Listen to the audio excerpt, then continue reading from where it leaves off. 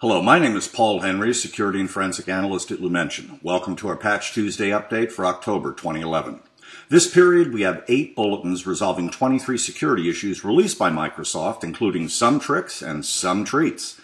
On the treat side, October's bulletins resolve several issues, 2 critical and 6 important, covering a range of products including Microsoft.NET, Windows, Internet Explorer, Forefront, and Microsoft Host Integration Server.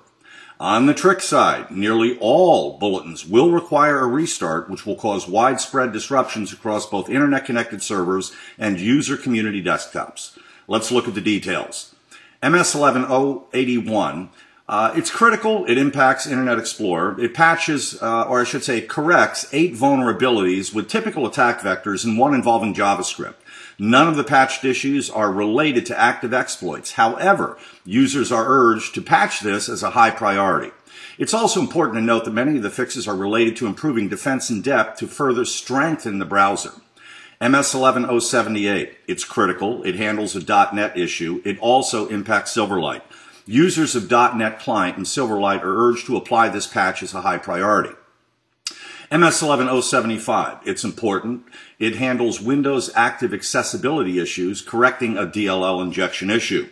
MS-11-076, it's important. It handles a media center issue, correcting a DLL injection issue.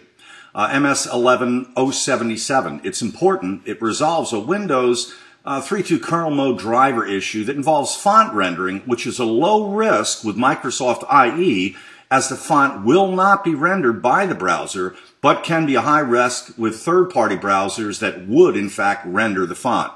MS-11-080, it's important. It handles an auxiliary function driver issue that provides for an escalation of privilege.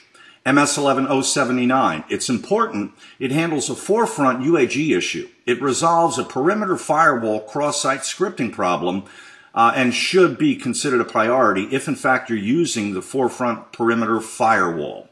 MS-11-082, it's an important host integration server fix that resolves a DOS issue for the service itself. Now, bear in mind, it's not going to take down the server with the DOS. It will DOS the specific service itself. Also released today was Service Pack 3 for Office 2007 and SharePoint 2007. Service Pack 3 includes a roll-up of previous patch issues as well as newly discovered issues from the lifecycle of Service Pack 2.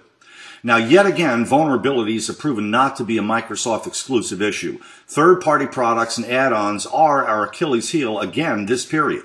The ever-increasing integration of mobile devices with little, if any, regard to security to our enterprise networks, along with the seemingly non-stop release of Android and other vendor vulnerabilities, it's placing us in a precarious situation.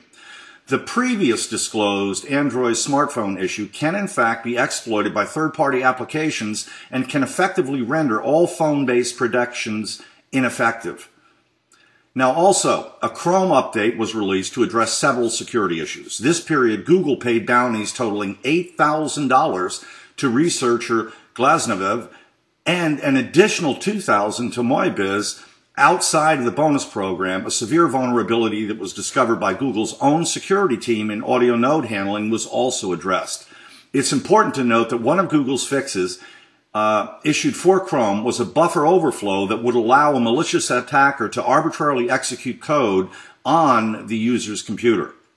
In addition, a vulnerability in Apache that provides a DOS vector has been patched in release 2.2.20, and users are encouraged to upgrade to the current version to mitigate the risk of exploitation.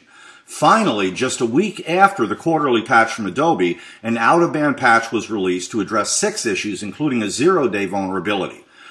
Not only are patches of concern, but now we're facing a beast, literally and figuratively. Last week, researchers demonstrated software they called the Beast. It's a browser exploit against SSL TLS that can decrypt parts of an encrypted data stream and can be used in a man-in-the-middle type of attack. Browser makers have been a mixed bag on responding to this very real threat. Google is treating this as a serious issue for Chrome, and Microsoft released an advisory, whereas Firefox did not issue and patch, but asked users to disable Java.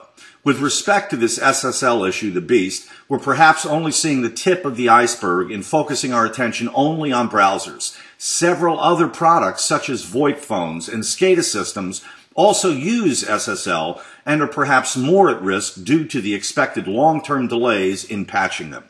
This has been our Patch Tuesday update for October 2011. Thank you for listening.